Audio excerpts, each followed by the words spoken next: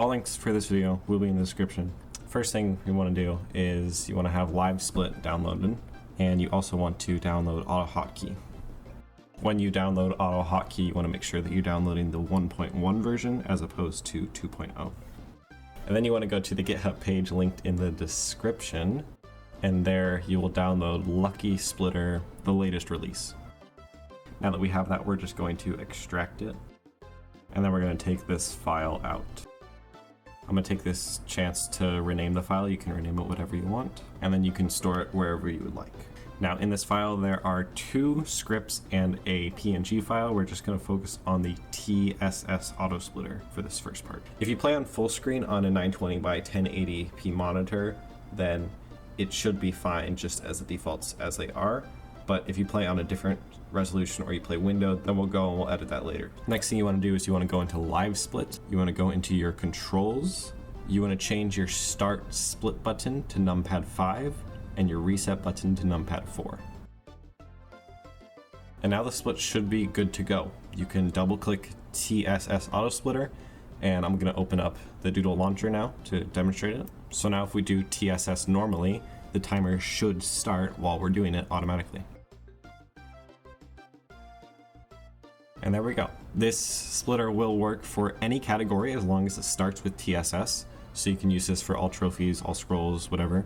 But this splitter does not automatically end the run, so you will have to manually press 5, numpad 5, to end. Now you may have noticed that the timer started midway through TSS, and this isn't optimal because we'd rather have it start as soon as the run starts. So what we're going to do is we're going to start LiveSplit a couple of milliseconds later to make up for the time that wasn't counted on the first half of TSS.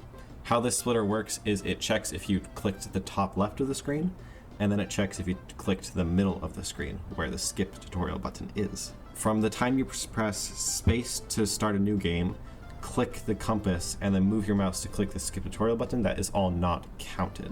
So what we're going to do is you're going to count about how long it takes for you to do that first half of TSS, and then we're going to add that to LiveSplit to start the timer at. So we're going to go into LiveSplit, we're going to select Edit Splits. We're going to set the game name to Champion Island Games. You can put the run category at whatever. I'm putting it at all scrolls.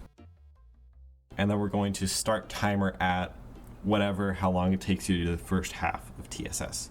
For me, I'm going to put it like at a generous 0.3 seconds. And then we can hit OK. Now, if we do TSS, we'll see that the timer automatically starts at 0.30 seconds each time.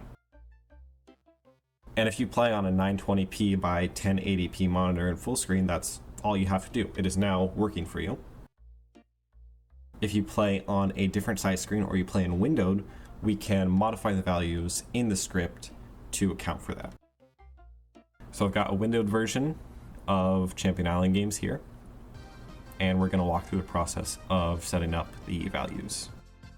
Now, you're going to want to select the script in the file, and then you're going to want to right-click, select Edit Script, and you want to open this with Notepad. Then you want to run the script, and then in the bottom where it says the script is running, you'll want to right-click it, select Edit this script so that the Notepad pops up, and then right-click it again, and then you want to select Windows Spy. Now what Windows Spy is going to do is it's going to tell you where your mouse is in relation to the Champion Island Games window. So under mouse position, you can see the window. It's going to say your X and Y coordinates of your mouse in relation to the window that you are currently selecting. And then we're going to find out how big the compass's hitbox is. Now this is actually quite large. So what you're going to do is you're going to take your mouse, you're going to center it on the compass, and then we're going to move to the right until our mouse says that we can't click anymore. So I'm going to do this slowly, and now I'm here. So I'm going to do the exact same thing, but this time down. All right, and now I'm just going to move my mouse a little bit to find the exact corner. So it's right around here. So I'm going to look at my window value on the side. It says 192,256. Now I'm going to round both of these up just to give myself a little bit of leeway. So I'm going to go into the notepad and I'm going to set compass corner X to 195 and compass corner Y to 260. Okay, and that's all I need to do for these two first values. So now we're going to find the hitbox of the skip tutorial button. So we're going to start a new game, and then we're going to open the skip tutorial screen. So we're going to do the same thing here with the skip tutorial button. We're going to first look at the top left corner. Just going to do this by moving my mouse to the left until it says I can't click anymore, and then I'm going to move it up until it says I can't click anymore. So these values are 439, 459. Since this is the top left corner, I am going to round both of these down. So that gives me 435, 455. And then I'm going to put those values into Notepad. Now we need to find skip corner X2 and skip corner Y2, and we're going to do that by doing the exact same thing but on the bottom right corner. So we can line these up, line this up to the right, and line this up to the bottom. We can find roughly the chords, and we get 720, 513. This is the bottom right corner, so I'm going to round both of these values up. So I'll round them up to 725, which I'll put in X2, and then 515, which I'll put in Y2. Then I'm going to Control S to save the notepad, and I can close this file. Now I'm going to go back down to the auto hotkey script, and now I'm going to right click and press reload this script, which will apply the changes that we made. You can close Windows Spy now, and now the script should be working. And that's it. If you just wanted to use the TSS script, this is everything you need to know. Let's say you want to use the All Scrolls AutoSplitter. Now, fair warning, this is much more janky. It has a lot more bugs, but it still does work a lot of the time. First of all, we're going to select the script and we're going to right click it, and then we're going to hit Edit Script. Now, if you scroll down, you see there's a bit more code here than the TSS splitter. The only line that you need to modify, though, is down here at the very bottom. You can see the line searching, go down a little bit, and then you see the semicolon, and this line can be modified. Right under you see image search. This line is what we're going to modify. This line of code, what it does is it'll look at the top corner of your screen, it'll see if the cutscene border is there, and if it is there, it'll split. The first two zeros here are where it will start to look at, so this is going to be 0, 0 in the window. You don't have to change this. And the bottom's going to be 30, 30. You might have to change this if you play on a different size screen or a different size window. Again, if you play on 920p by 1080p in full screen, then this will be fine. And then border.png is going to be the path of the file included in the folder named border.png. So the first thing you want to do is you want to delete this, and then we're going to open up the AutoSplitter folder wherever you might have it.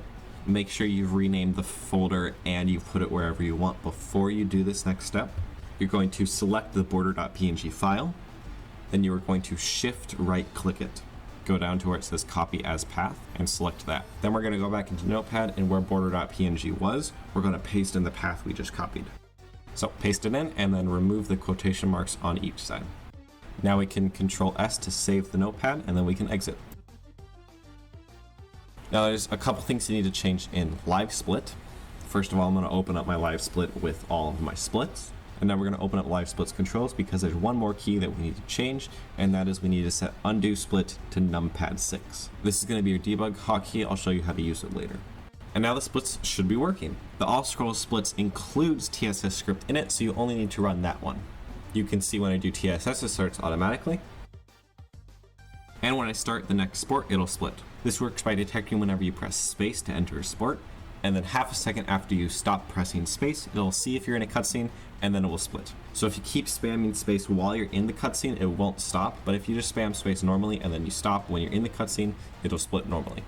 It is half a second later than when you press space, so it is imprecise, but it is consistently imprecise, if that makes it any better. Now this script works by detecting if you're in a cutscene, so if you're ever in the ending cutscene, then it will split. Now if you always plan to watch the ending cutscene, then this split will be normal for you. If you plan on doing GRS and you missed GRS, then it will split earlier than you want it to. So you're going to wait until where you want it to split, which is, for me, at the beginning of the table tennis cutscene. So when I'm here at where I want it to split, I'll just press numpad 6. That'll undo the wrong split and split it normally. Again, if you plan a different size screen or a different sized window, then we are going to open Windows Spy again, and we're going to edit the script by opening Notepad. Now we're going to need to look at the corner of the screen where the border of the cutscene ends. So I'm going to go into a cutscene here, and then I'm going to put my mouse where the corner of the cutscene border is. You can see here I get about 2427, so I'm going to round both of these values up to 3030, which is in the file. Again, if your window is different, you can modify these last two X and Y values in image search to wherever the corner of the cutscene border was. And then if it ever doesn't split, you can either press 4 to manually split, or you can press space and half a second later it'll detect that you're in a cutscene and then it will split. Again, this is significantly more janky, more buggy, so fair warning if you want to use it, but it does work semi-consistently and it is helpful. Worst case scenario, it gives you some gold splits accidentally, but it won't ever invalidate your run. And that's it. Now your TSS AutoSplitter and your All-Scrolls AutoSplitter should both be working on your computer. If you have any questions or any problems, you can join the Champion Island Games speedrunning Discord and you can message me at TamerMushroom64 and I'll be happy to help. And that's all I have. Thanks for watching and good luck with your speedruns.